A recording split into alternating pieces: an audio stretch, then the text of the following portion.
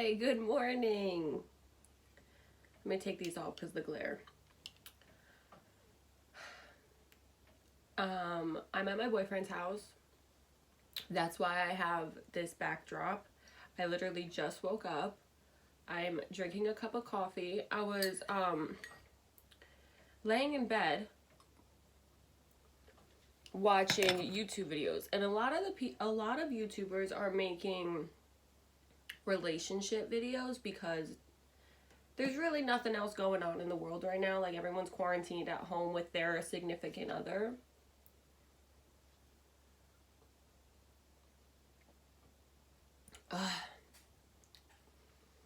It's hitting my soul.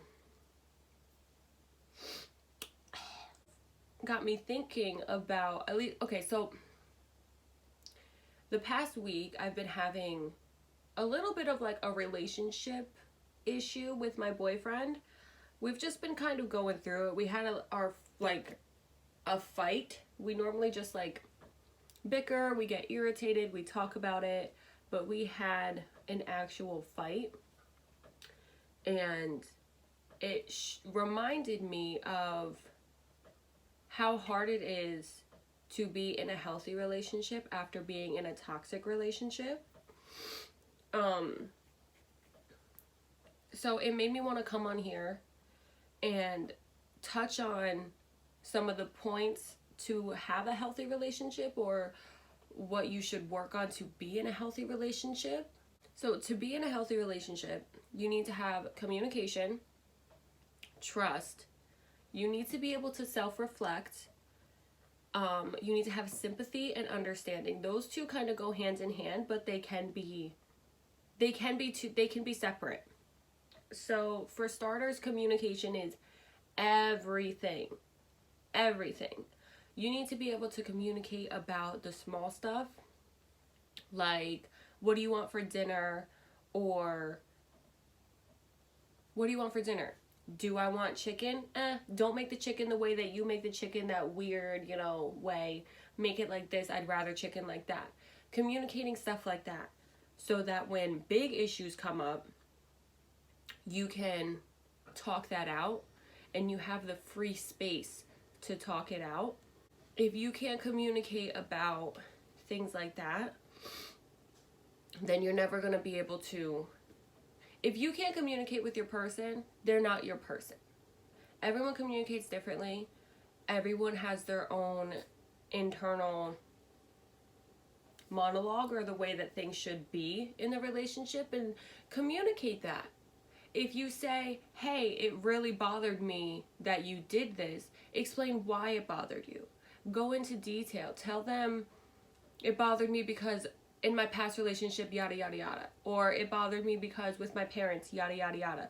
They will understand why those things are bothering you, and they will be able to change their actions. The next thing is trust. Trust goes beyond just trusting them around other people. It goes into trusting them to respect you, trusting them to make good choices whether you're present or not, trusting them to make good choices whether you're there or not, trusting them to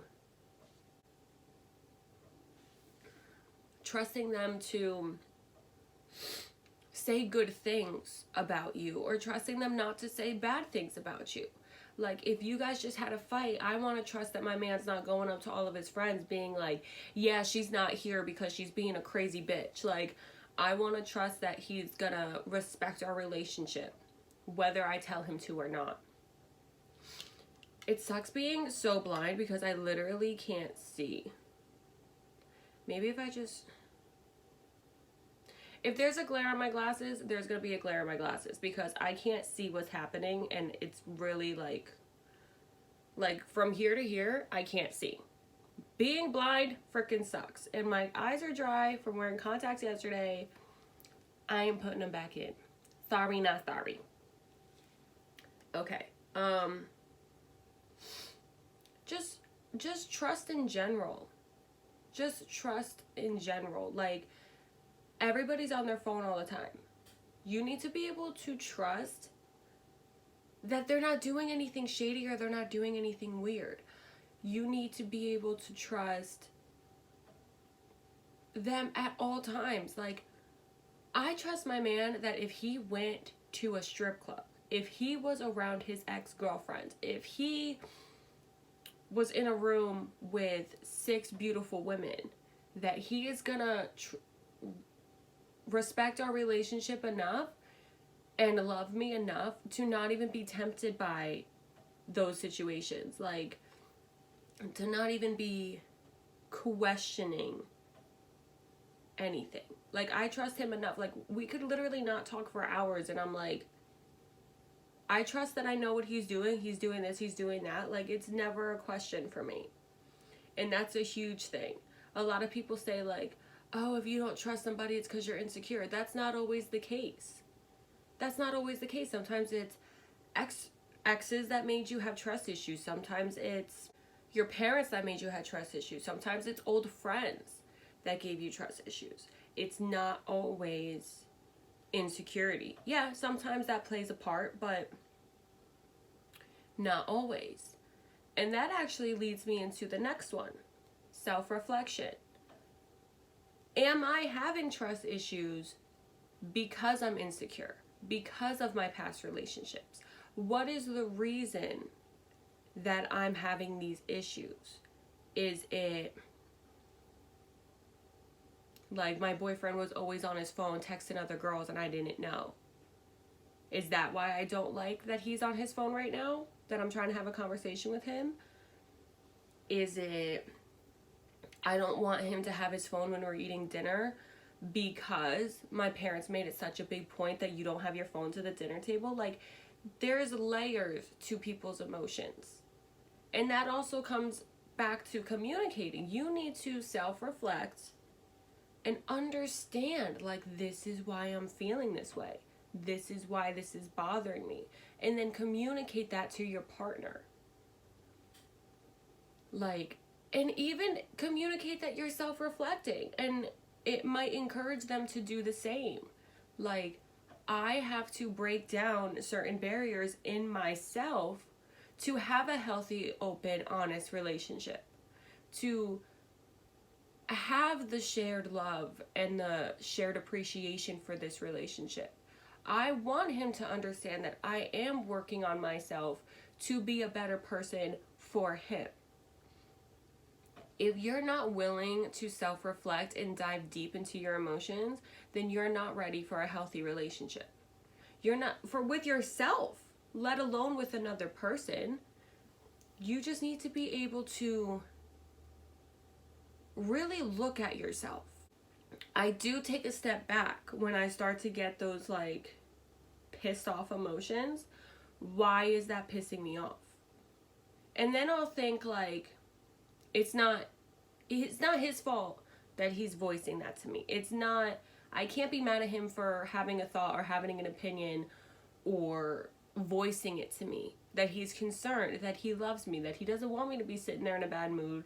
He wants us to talk about it. I can't be mad at him for that.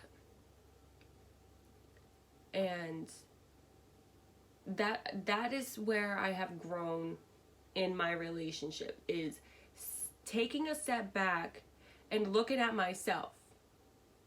Like, okay, he said that bothered me. My first reaction is to cry, yell at him, or just leave the house. I'm not the healthiest person internally. So those are my initial reactions. Those are like the reactions that have been instilled in me from years of my family just being my family. So when things come up and that's my first reaction, I literally have to stop and say to myself, don't be like that with him. Go and talk to him. Ask him, why did you say that? What were you thinking when you said that comment? That comment hurt me. It hurt me because, and then you guys get this more loving, understanding relationship, because then he can say like, oh, I didn't realize that that would bother her. Okay, so that goes into the sympathy and understanding. They kind of go together. Understanding can be different things, like understanding his emotions, understanding just the way that he would process things, but also understanding of just him as a person or her as a person. Being able to like look at it. Sometimes you have to look at things from a distance. Like, I don't act this way, but like my significant other does. And that's okay. It's okay that they handle situations differently. It's okay that their day-to-day thought process and the way they go about their day is different. You just have to understand, like, that's okay. Understanding your person. There's things that your person's gonna do that they're probably never gonna stop doing. Even if you tell them it bothers you, even if you tell them that you don't like it, they're probably still gonna do it because that's them. And like, I have a totally different thought process on alone time. A totally different way of dealing with things. Like, I like to have my alone time. I like to just be in silence. Like, I feel I get very like sensory overload when I'm around too many people every day, when there's too much noise. Like, I actually, when I wake up in the morning, I sit in the house for a few hours with no music on, no TV on, nothing, just me, that sounds of the washer, sounds of the birds outside. Like, I just like stillness.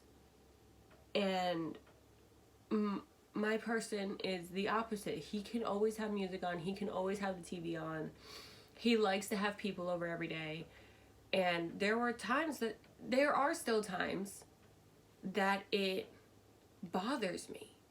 That I'm like, I actually get irritated. It's like too much. Like, if I'm having a day where I'm not in the best headspace, I'm not in the best mood, I want silence. I want peace and quiet. I don't want people coming over asking me how I'm doing. How it's nice. Don't get me wrong. Like, it is nice that people care about you. But like, I don't want that all the time. So I had to like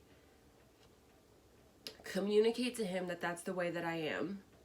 And then we both had to understand each other that I'm this way and he's that way. And neither of them are wrong. And that doesn't mean you shouldn't be with your partner.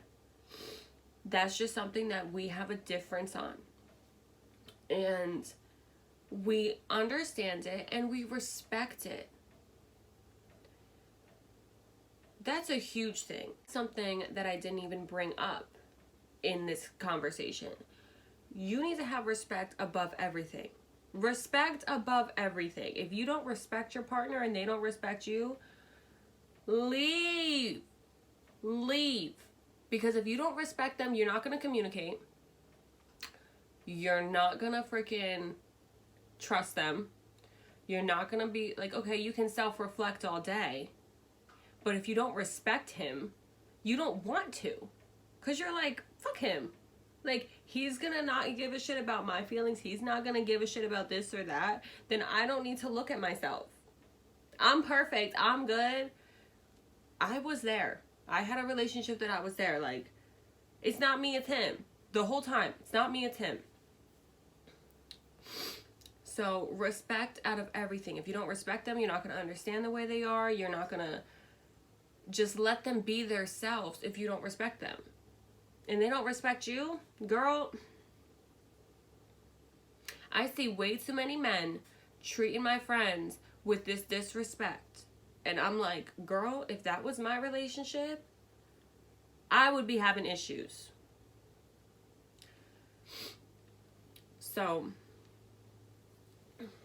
respect yourself enough to not let someone disrespect you. That should be the moral of this whole thing.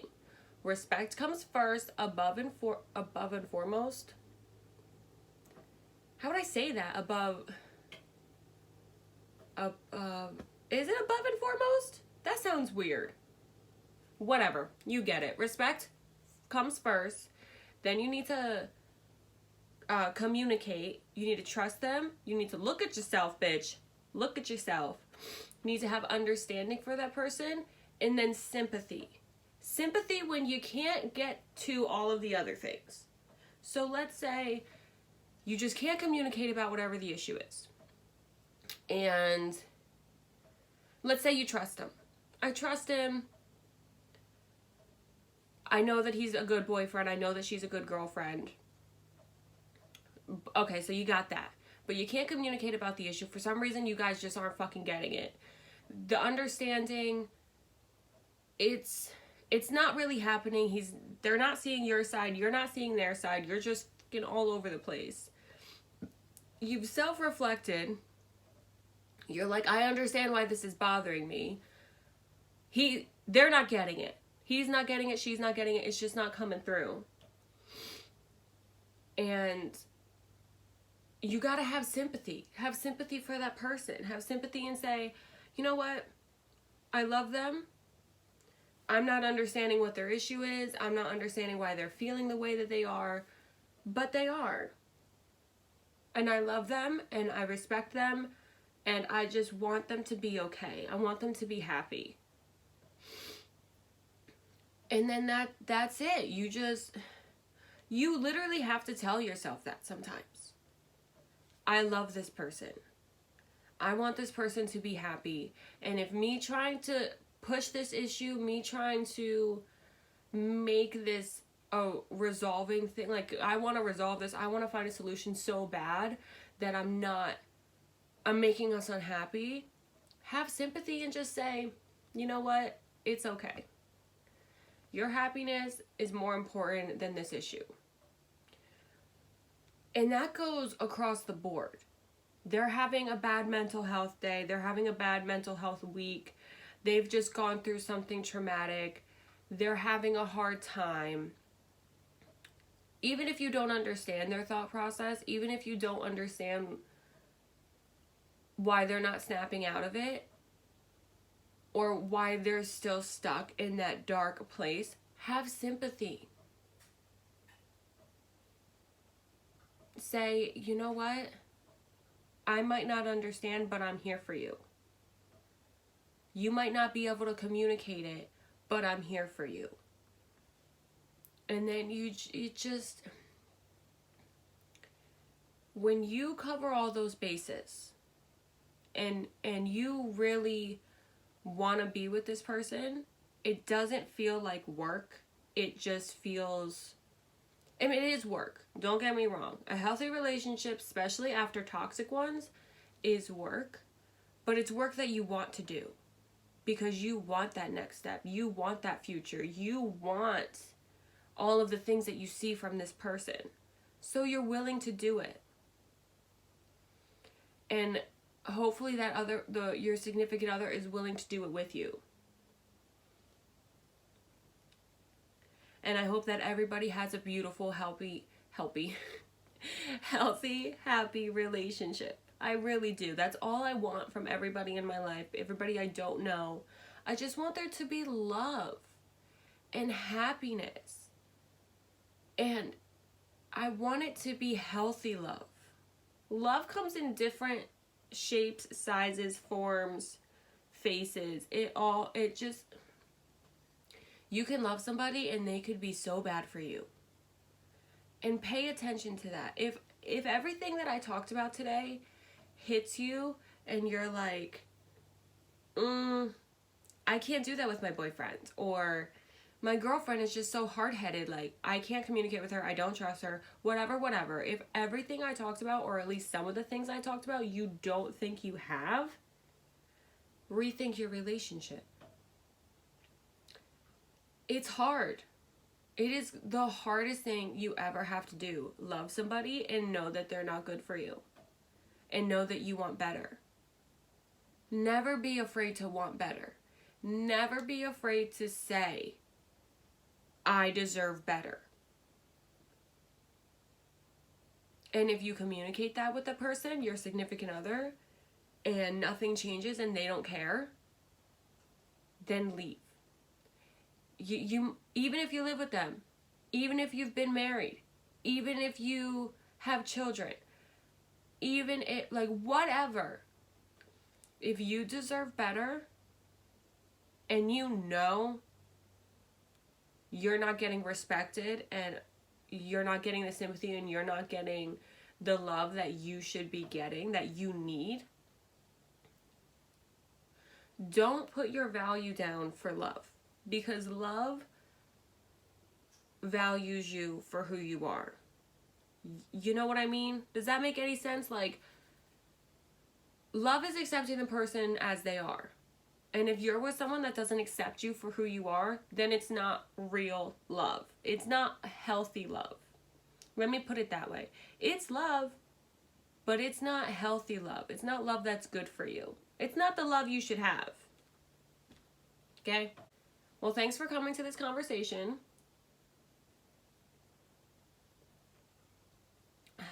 I was gonna put on makeup and do this, but you know what, girl?